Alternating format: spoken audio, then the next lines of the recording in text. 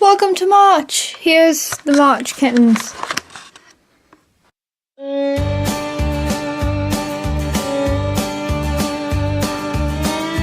It is actually like March 6th. I haven't really filmed anything for a little bit, so I thought, I should start it now, even though I don't particularly have a reason to or anything to say.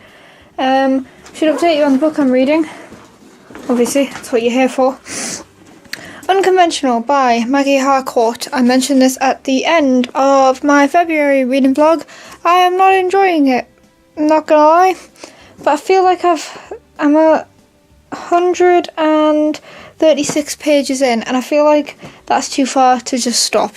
So I might see. I've got some things to do today. Well, the rest of my days. It's like, what time is it? 4:07. So I'm going to do those things, and then I'm going to see if I can just marathon some of this book to just get it out of the way. I also have read about half of Know Your Traffic Signs, the original edition, by the Department of Transport, or the DVLA, but that's going back on my shelf because I had my driving theory this morning and I passed. Woohoo! You can tell that I'm not particularly enjoying this book because I've had a really productive evening procrastinating from reading it. It is 9:55, so I'll go to bed now, get some reading done in bed. But my brother bought a really stupid book. I don't know if you guys have seen it, but you know, like Milk and Honey, there's one that exists called Milk and Vine, which is like a mixtape of Milk and Honey, and it's like stupid, like spoof versions of it that are all Vine quotes. And my brother bought it, and I read it, and I'm counting that, as well as apparently I'm counting my DVLA book. I'm not counting it fully, I didn't finish it, but I'll show you it. So basically, as you can see, it's all the format of Milk and Honey, but like it's been spaced like the poems, and then there's drawings like Milk and Honey has, except they're all quotes from Vines. Of course they are, because it's really stupid. But I had feelings about the fact that they'd kind of just stolen other people's content. Like, I'm not sure how Rupi would feel about this, the original author, and like, it kind of feels like they've taken a book that was really empowering about, strong women and women of colour, and kind of turned it into a joke. And also, they've stolen all these vines off people, probably without their permission. So I have feelings about that. Book was funny, have issues with the book existing in the first place. So let's say we're gonna give it 3.5 stars out of 5. I am making some progress with Unconventional. You can't really tell from that bookmark, but I'm going to say about a third of it left. I'm on page 263. It's not getting any better, it's staying as predictable as I predicted. But I'm going to try and make some headway. So guys, it's like 2 hours later, mission accomplished. I finished the book. Yeah, my opinions on it are pretty much the same from the start. It was, pins and needles. I probably should have waited a second to film this. It was really predictable. The bits about the conventions, I enjoyed. I did. They got really repetitive towards the end. There were 6 conventions. There's only so many times you can describe running 6 conventions. So many times you can throw in stupid things getting wrong before it just gets repetitive. But I did kind of enjoy that bit. I enjoyed the family side more than I did the relationship bit. The relationship bit I don't really care about, but of course that's all this book is about, because that's what, for some strange reason, all YA authors think that we want. It's not what I want. Sick of it. Also, update before I go and do other things in the day. I've basically done nothing today. It's fine. The next book I'm going to read is A Million Years in a Day by Greg Jenner, because chances are I'm going to have to bring this to York, and the guy who wrote it did do the exact same course that I'm going to do at York Uni starting in September/October. I don't have an exact date yet. So I thought that would be a good thing to bring with me, and also I've been kind of wanting to read his book. He's also the historical consultant for Horrible Histories, so Yes. Just so you guys know, the clips that you are about to see are from my York vlog. All of these clips will also appear in that, but I talked quite a bit about books. I did some book time lessons and that, so I thought I'd also put them in here. But if you want to see that full vlog, or if the context doesn't make that much sense, then it will make much more sense if you watch that full vlog.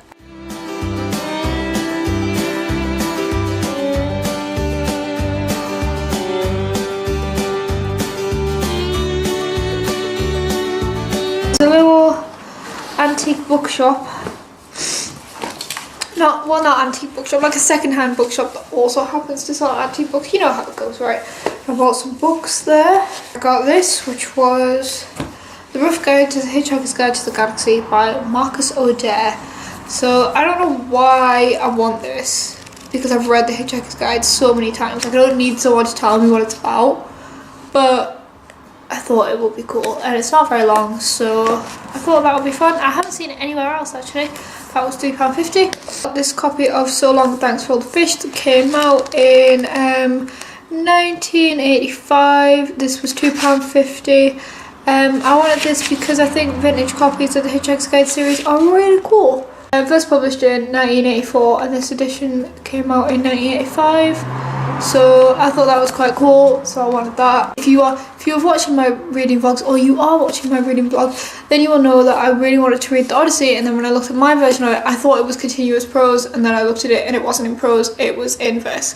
And I did not want to read that in verse because it's hard enough to read anyway, so I found this old copy of the Odyssey. This was £6.99, 1951, I think that says. The reason it was so cheap is because there's been a page cut out of the front here.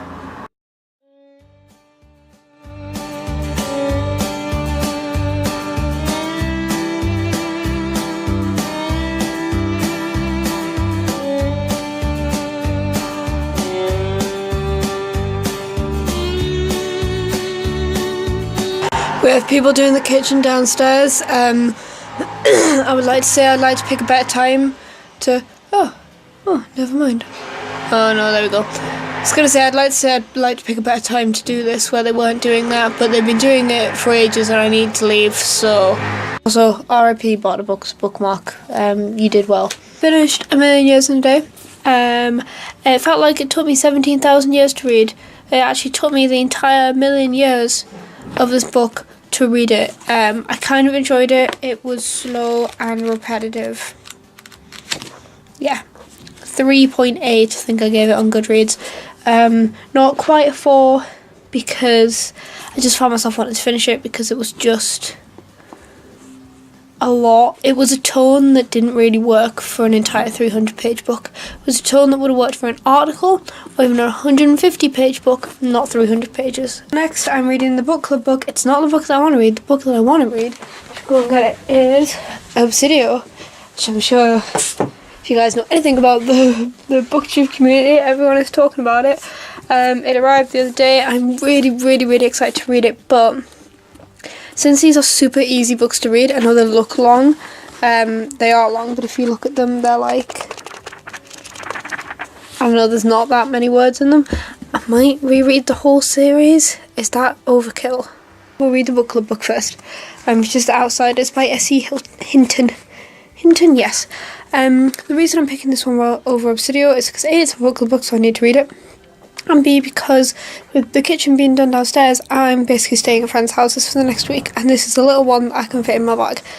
Obsidio is a big book that I don't want to be carrying around, and also I don't want to ruin it because it's really pretty.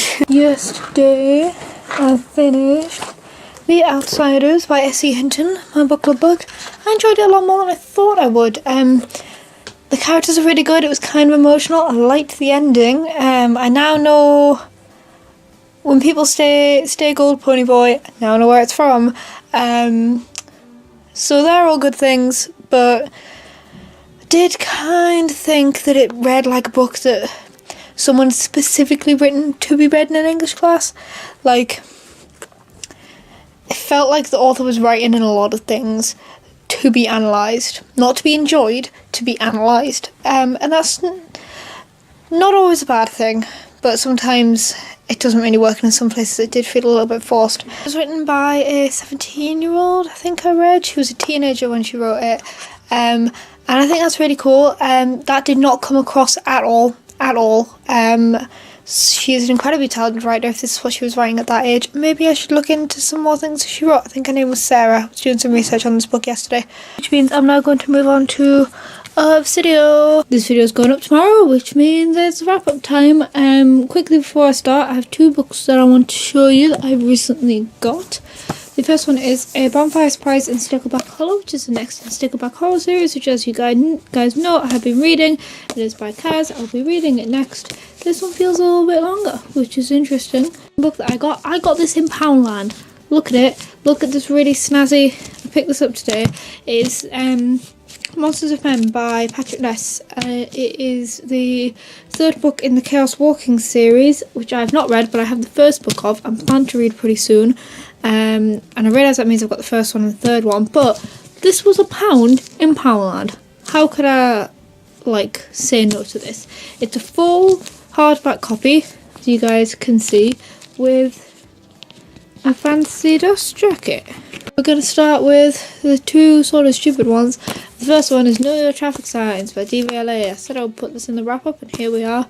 Passed my theory test, so I guess it was good. Didn't actually finish it because it's really dull. It's literally just like traffic signs and how the roads work. Next one I don't have a copy of because it was my brother's, and that is Milk and Vine, and that was really stupid.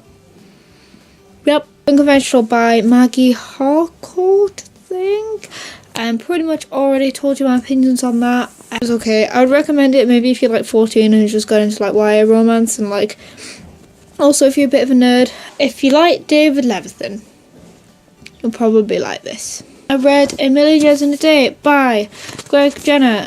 This dragged on for so long. I felt like I did nothing but read this for a solid week, and it took me forever to read.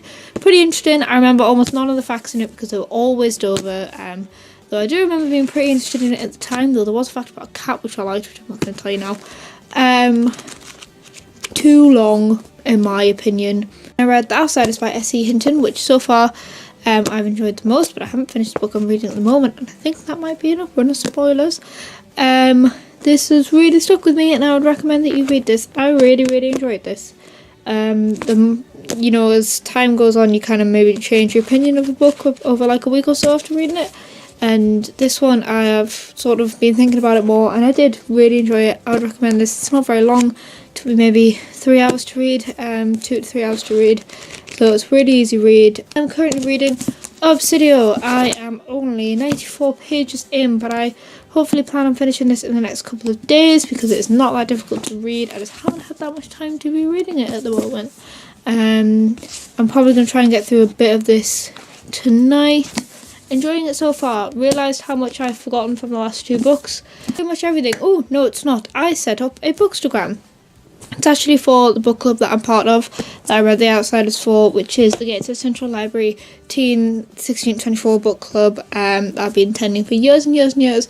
I'm officially the longest running member. So I set up an account for them on Instagram. And the idea is basically we run loads of events and do loads of cool things and blah blah blah. So the Instagram is to post about that on. But also I didn't want to just post that because then there may be 2-3 posts a month. So I'm also using it as my own personal Bookstagram account, posting reviews and things like that. Sometimes there'll be other things from other members. The name of that is @GatesheadTeenReads. I will link it down below. I will put it with my other Instagram down in the description. So please check that out if you like books and have Instagram. Videos every Wednesday. I've been speaking very quickly. I apologise, but this is already 6 minutes long and I wanted it to be under 5, so that's not great. If you have any requests or questions, then leave them in the comments. Like and subscribe and all that jazz. And I'll see you later.